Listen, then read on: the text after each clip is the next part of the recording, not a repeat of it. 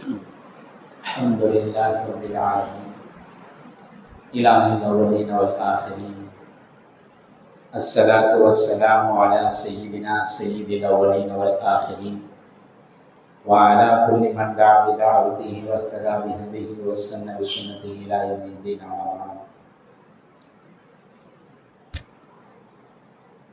قال الله تعالى في محكم التنزيل والفرقان المجيد بعد أعوذ بالله من الشيطان الرجيم بسم الله الرحمن الرحيم وأبونا شيخ كبير. وقال نبينا صلى الله عليه وسلم رضا ربي في رضا الوالد أو كما قال عليه الصلاة والسلام.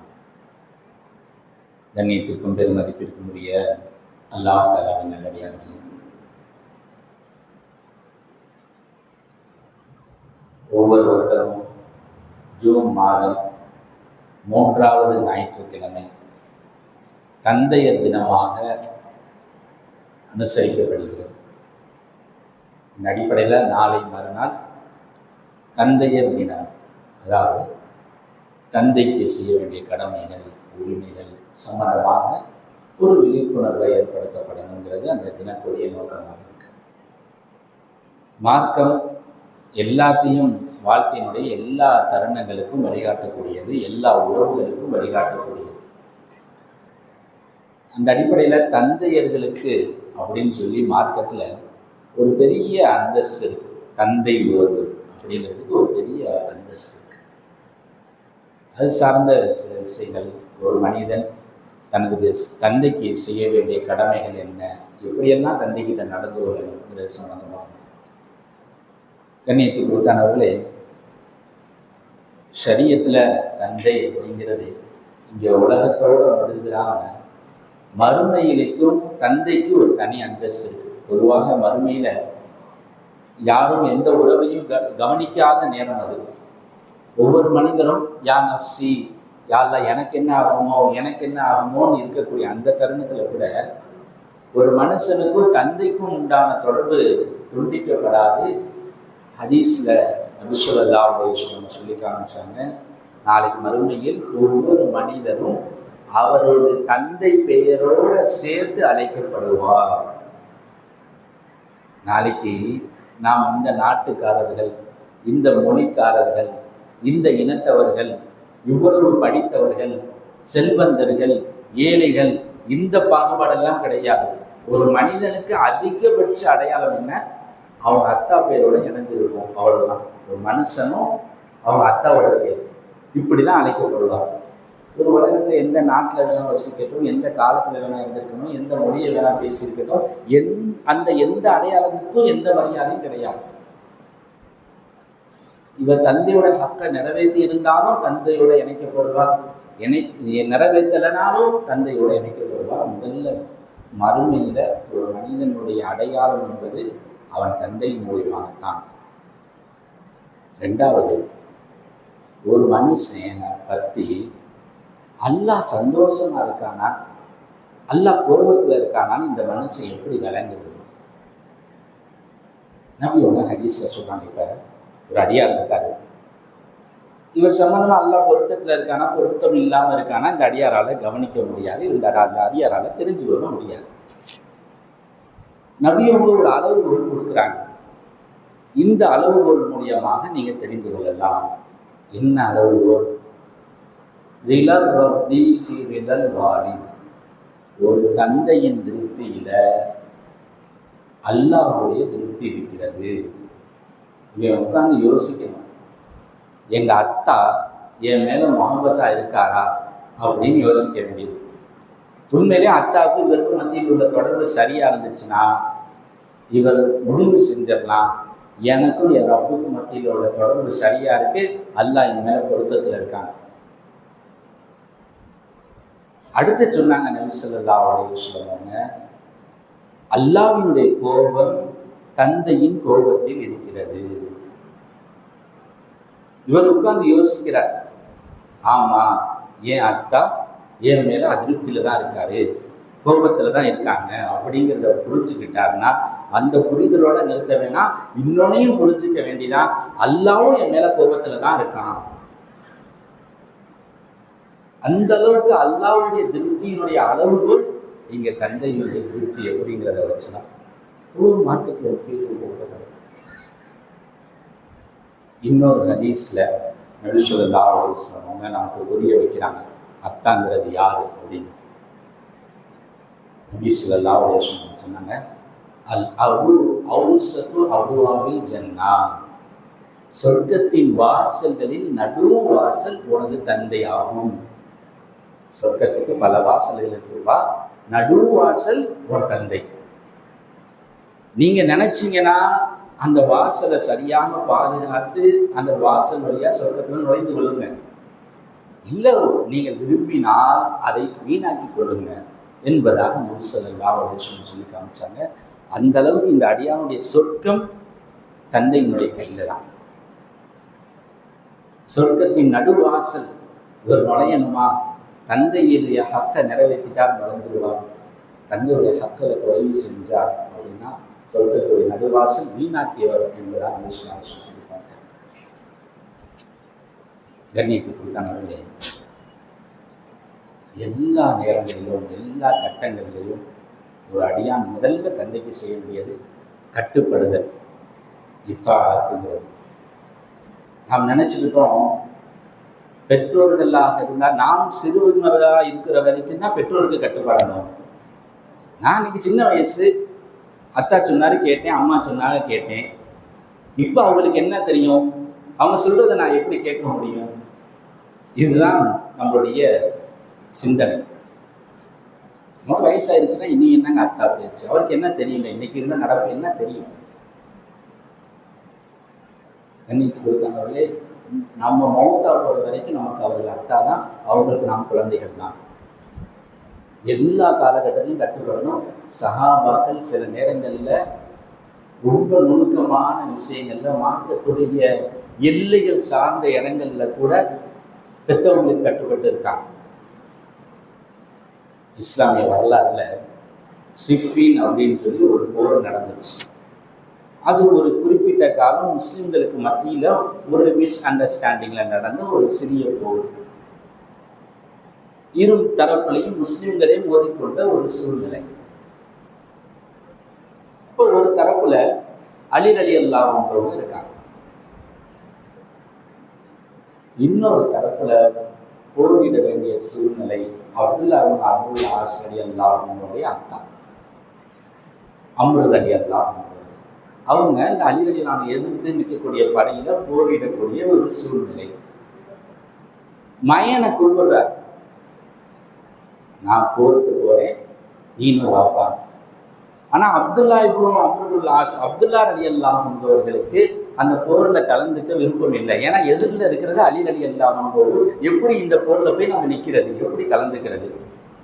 அத்தா கூப்பிடுறாரு, அத்தா பேச்ச கேட்கலாமா இல்ல எதிரில் எப்படி அலி ரலியல்லாஹு அன்ஹு எதிர்க்கிறதுன்னு யோசிப்போமா?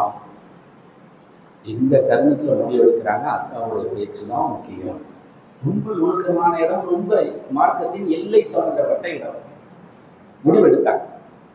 இல்ல போவாங்க, போர்ல கலந்துக்கிட்டாங்க. கலந்ததை அத்தா கலந்துக்க சொன்னாங்க, கலந்துக்கிட்டாங்க.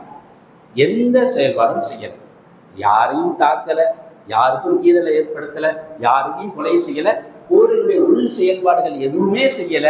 ஆனா பேருக்கு போர்ல அத்தா கலந்துக்க சொல்லிட்டாங்க, கலந்துக்கிட்டாங்க, வேற வந்துருச்சு.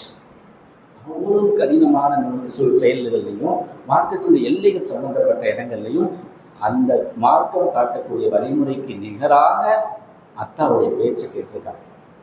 எப்ப வயசான பிறகும் கூட ஒரு குறிப்பிட்ட கர்மத்தோட முடிஞ்சிருச்சு அப்படிங்கிறது கிடையாது.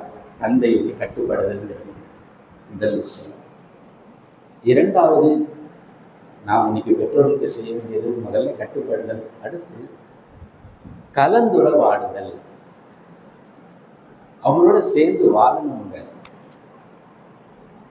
ஒரு வயசு ஆயிடுச்சுன்னா நமக்கு மனைவிகள் வந்துடுறாங்க, பிள்ளைகள் வந்துடுறாங்க, அவங்களோட வாழ்ந்துக்கிட்டு அல்லாஹ் பாதுகாக்கணும். அத்தா அம்மாவுக்கு சோறு போடுறோம், அத்தா அம்மாவை ஆஸ்பத்திரி கூட்டிட்டு போறோம், ஏதோ மூன்றாம் நபர்களுக்கு செய்ய வேண்டியதை செஞ்சிடறோம். நம்ம அவங்களோட சேர்ந்து வாழ்றது கிடையாது. வாழ்றது என்பது வேற, பணிவிடைகளை செய்யறது, வேலை பார்க்கறதுங்கிறது வேற.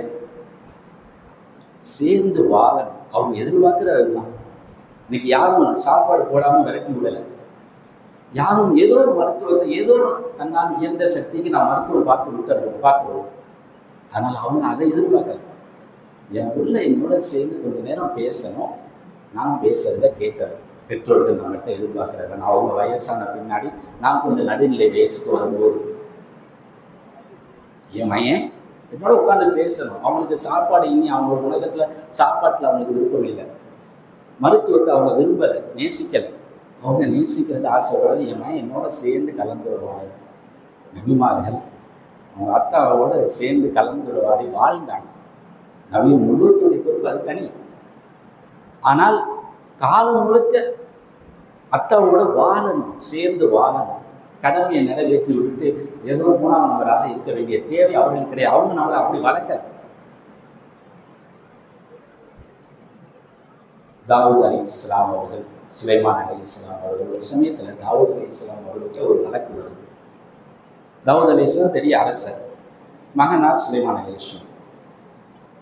இவங்களும் பெரிய ஒரு நல்ல பெரிய அளவு வளர்ந்துட்டாங்க, நபியாக இருக்கிறாங்க.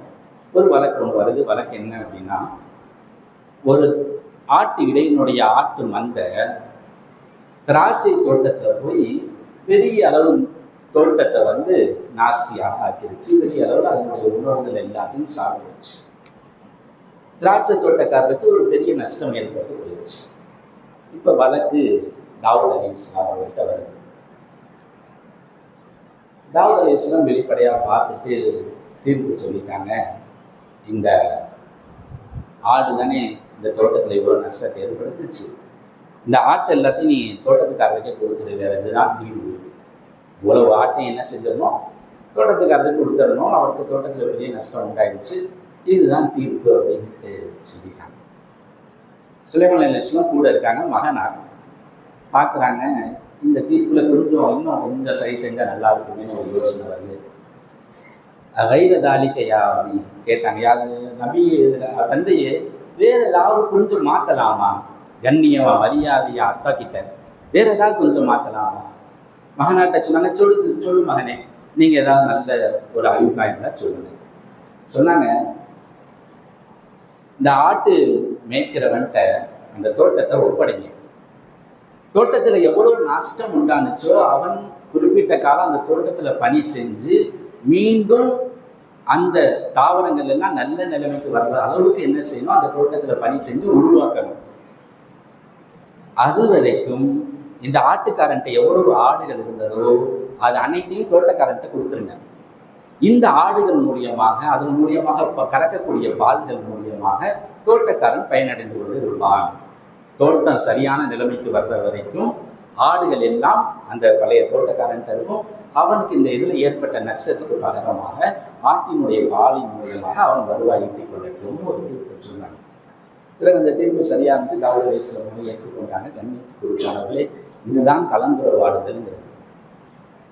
ஏதோ கடமையை செஞ்சுட்டு அக்கா மகனாக வாழல முன்னாடி வாழ்ந்தவங்க அவங்களுடைய ஒவ்வொரு அலுவல்கள்லையும் ஒருவருக்கு ஒருவர் இணைந்து வாழ்ந்திருக்கிறாங்க. நம்மளுடைய வாழ்க்கையில அத்தா அம்மாவுக்கு என்ன பங்கு, அதுதான் நான் கொடுக்க வேண்டியது. நம்மளோட உணவுல இருந்து பங்கு கொடுக்கிறது பெரிய விஷயம் கிடையாது. கண்ணியத்துக்கு கொடுத்தாங்களே, இன்னும் நான் பார்க்குறோம் எந்த அளவுக்கு முன்னுரிமை கொடுத்துருக்காங்க அத்தா மாடுகளுக்கு. சமூகத்தில் ஒரு மேன்மைகளை வழங்கி இருக்கிறாங்க. பார்க்கணும், அவங்களுக்கு செய்ய வேண்டிய அவங்க மனம் போடக்கூடாது, அவங்க கஷ்டப்படக்கூடாது. இமாம்களுடைய காலகட்டங்களில் மார்க்கத்தின் ஒரு பெரிய இமாம் ஒருத்தவங்க அந்த நாட்டு அரசருக்கு எதிராக சில கருத்துக்களை சொல்லிடுவாங்க. சொன்னதுக்கு பிறகு அந்த இமாமையும் அவருடைய மகனாரையும் சிறையில் அடைக்கப்பட்டுருவாங்க. சிறையில் அந்த மகனாரும் அந்த இமாமும் சிறையில் இருந்து கொண்டு இருப்பாங்க. அந்த சமயத்துல அத்தாவுக்கு காலையில எந்திரிச்சோன தகஜத்துல தண்ணி வேணுமே, அது நல்ல சுடுதண்ணியாக இருக்கணுமேன்னு சொல்லிட்டு அந்த இமாம் அவர்கள் அத்தாவுக்காக இருக்கக்கூடிய அந்த தண்ணீர் பாத்திரத்தை எடுத்துட்டு போய் அந்த சிறையில் இருக்கக்கூடிய ஒரு விளக்குல, ஒரு எண்ணெய் விளக்குக்கு முன்னாடி அதன் மேல் அந்த பாத்திரத்தை வச்சு நைட்டு முழுக்க அதை சூடாக ஆக்குவாங்க. சூடாக்கிட்டு அத்தா தகஜத்துல எந்திரிப்பாங்க. அந்த தண்ணி அத்தாட்ட கொடுத்து, அத்தா இதுல கொஞ்சம் வெதுவெதுப்பான தண்ணி உருவாயிருக்கு, இதுல என்ன செய்யுங்க, ஒழுங்கு செய்யுங்க. ஒரு நாள் நடந்துச்சு, 2 நாள் நடந்துச்சு. அத்தாவுக்கு இவ்வளவு முக்கியத்துவத்தோட அந்த இமாம் பணிவிடை செஞ்சுக்கிட்டு இருந்தாங்க. ஒரு கட்டம் வந்துச்சு, ஒரு நாள் அன்னைக்கு விளக்கும் வைக்கப்படலை. இந்த சிறையில இரவுல விளக்கு வைக்கப்படலை. மகன் யோசிச்சாரு, இந்த குளிர்ந்த நேரத்துல எப்படி அத்தா காலையில தகஜத்துல ஒழுங்கு செய்வாங்க. கொஞ்சம் யோசிச்சாரு, தண்ணி பாத்திரம் இருந்துச்சு, அதை எடுத்து தன்னுடைய அந்த கனமான அபாங்கிற ஆடை இருந்துச்சு, அந்த ஆடைக்குள்ளார வச்சாரு. ஆடைக்குள்ளார தெளிச்சுட்டு கீழே உட்கார்ந்தாரு. 2 கைகளால கெட்டி அணைச்சுக்கிட்டாரு அந்த பாத்திரத்தை. நைட்டு முழுக்க அந்த உடல் சூடு அந்த அபாவினால போர்த்தப்பட்டது. அந்த குளிரான தண்ணி வெது வெதுப்பாக மாறிச்சு. அத்தா தகஜத்துல எழுந்திரிச்சாங்க. அத்தாட்ட எடுத்து கொடுத்தாங்க. அத்தா இதுல நீங்க ஒழிச்சிருங்க. இவ்வளவு யோசிச்சிருக்காங்க. அத்தாக்கு செய்ய வேண்டிய கடமைகள், அத்தாக்கு செய்ய வேண்டிய விஷயங்கள் நபி ஸல்லல்லாஹு அலைஹி வஸல்லம் அவங்க வலியுறுத்துறாங்க. ஒரு நேரத்துல ஒரு சஹாபி வர்றாங்க. நபி ஸல்லல்லாஹு அலைஹி வஸல்லம் யார சொல்லலாம், ஒரு கட்டம் இருந்துச்சு, நான் எங்க அப்பா அம்மாவுக்கு செய்ய வேண்டிய கடமைகள்லாம் செஞ்சேன் யார சொல்லலாம். ஆனா இன்னைக்கு எனக்கு என் மனைவி என் பிள்ளைகள் ஆயிட்டாங்க. எனக்கே பெரிய அளவுல செல்வம் தேவைப்படுது யார சொல்லலாம். இப்பயும் நான் எங்க அப்பா அம்மாவுக்கு ஏதாவது கொடுக்கணுமா, ஏதாவது செய்யணுமா. என்ன ஆயிடுதுன்னா, சில நேரங்களில் நான் வீட்டில் செல்வத்தை வைக்கிறேன், பணங்களை வைக்கிறேன், எனது தந்தை என்கிட்ட அனுமதி இல்லாமல் அதை எடுத்துடுறாங்க யார சொல்லலாம். இப்போ நான் என்ன செய்வேன். இந்த சஹாபிக்கு பதில் சொல்றாங்க. எடுத்தது தவறுங்கிற மாதிரி அவர் சொல்றாரு. நபியும் ஒரு பதில் சொன்னாங்க, அந்த மானுக லி அபீக. அப்பா, கொஞ்சம் காசு எடுத்ததுக்கு நீங்க சொல்லிக்கிட்டு இருக்கீங்க, நீயும் உனது செல்வங்கள் அனைத்தும் உங்க அத்தாவுக்குரியதுதான். நீ எவ்வளவு வேணா சம்பாரி, அந்த செல்வம் எல்லாம் 100% உரிமை உடையவர் யாரு, உனது அத்தா தான். அதுக்கு மட்டும் உரிமை கிடையாது. உன்னோட மொத்த உடம்பு இருக்கு இல்லையா, நீ இன்னைக்கு உயிரா வந்து நிக்கிற இல்லையா, ஒரு மனுஷனா வந்து நிக்கிற இல்லையா, உன்னுடைய மொத்த நபரும் அந்த நீயும் மானுக்க உன்னுடைய செல்வமும் அவிக உனது அத்தாவுக்கு தான்ப்பா. உன்னையவே அவர் கேட்டாலும் நீ உன்னையவே ஒப்படைச்சுதான் ஆகணும். அவ்வளவு நீ என்ன செய்ய வேண்டியது அப்படின்னு அது நீத்து கொடுத்தாங்களே. நாம் இந்த தந்தையர் தினம் அப்படிங்கிற அந்த ஒரு நாளில் ஏதோ சில ஸ்டேட்டஸ்களை வைக்கிறது மூலியமாகவோ சில விஷயங்களை பேசுறதுனாலையோ தந்தைக்கு செய்ய வேண்டிய கடமைகள் நிறைவேறினார். நம்மளால எவ்வளவு கடமைகள் நிறைவேற்றணும் அதுக்கு இது ஒரு முக்கியமான விஷயம். அவர்கள் விட்டு சென்ற கடன்களை நிறைவேற்றுதல். ஜாபிர் அப்துல்லா ரலியல்லாஹு அன்ஹு அப்துல்லா ரலியல்லாஹு அன்ஹு பெரிய அளவில் கடனை வச்சுட்டு இறந்து போயிட்டாங்க. பிறகு அதை அடைக்கிறதுக்கு முடியலை. ஜாபிர் ரலியல்லாஹு அன்ஹு நபி அவங்கள்ட்ட வர்றாங்க. யா ரசூலுல்லாஹ், பெரிய அளவில் என் தந்தை கடன் வச்சிருக்காரு, எப்படி யா ரசூலுல்லாஹ் நிறைவேற்றுறது. ரசூலுல்லாஹ் சொன்னாங்க, ஒரு வீட்டில் போயிட்டு இருக்கக்கூடிய பேரிச்சம்பழங்கள் எல்லாம் பகுதி பகுதியாக பிரித்து வைங்க, நான் வர்றேன், உங்களுக்கு அத்தாட்ட யார் யாரெல்லாம் கடன் வாங்கியிருக்காங்களோ அவங்களையும் வர சொல்லுங்கன்னு சொல்லிட்டாங்க. நபி ஸல்லல்லாஹு அலைஹி வஸல்லம் போகிறாங்க. புகாரில பதிவு செய்யப்பட்டிருக்கு. நபி ஸல்லல்லாஹு அலைஹி வஸல்லம் போகிறாங்க. கடன்காரர்கள் எல்லாம் வர்றாங்க. இருக்கிற பேரிச்சம்பழங்கள் பிரிக்கப்பட்ட அந்த பேரிச்சம்பழங்களுக்கு ஒவ்வொருத்தவங்களுக்காக அந்த பேரிச்சம்பழங்களை எடுத்து கொடுக்குறாங்க. எல்லாருடைய கடன்களும் நிறைவேற்றப்படுது. ஜாபிர் ரலியல்லாஹு அன்ஹு சொல்றாங்க, நபி அவங்க வர்றதுக்கு முன்னாடி எங்கள் வீட்டில் எவ்வளோ பேரிச்சம்பழம் இருந்துச்சோ அதே பேரிச்சம்பழம் பங்குகள் வைக்கப்பட்ட பிறகும் இருந்துச்சு சொல்லி காட்டுறாங்க. சொல்ல வேண்டிய நோக்கம், பெற்றோருடைய கடன்களை நிறைவேற்றுறது நம்மளுடைய பொறுப்பு. பொதுவாக ஜனாசா தொழிலுக்கு முன்னாடி அந்த வலிமாருக்கு வந்து சொல்றாங்க, இவருடைய தந்தையாகியவர் யாரிடமாவது கடன் இருந்தால் என்கிட்ட கேட்டு பெற்றுக்கொள்ளுங்க. மிக அழகிய நடைமுறை. அதே தருணத்தை அதே விஷயத்தை சரியாக மிக அழகான முறையில் செய்ததோட உயிரோடு இருக்கும் போதே அத்தா கிட்ட கேட்கணும், அக்கா இவ்வளவு காலம் வியாபாரம் செஞ்சீங்க, தொழில் செஞ்சீங்க, யார்கிட்டையாவது கடன் வாங்கியிருக்கீங்களா, நிறைவேற்றது இருக்கா அப்படிங்கிறத கேட்டு உயிரோடு இருக்கும் பொழுதே தந்தையின் கடனுக்கும் மகன் பொறுப்பேற்று நிறைவேற்ற வேண்டும். இதுவும் தந்தைக்கு செய்ய வேண்டிய கடமைகளில் பெரிய கடமை. அல்லாஹ் தஆலா விளங்கி அமைச்சர்களாக நம்புவாங்க. சொல்லப்படும்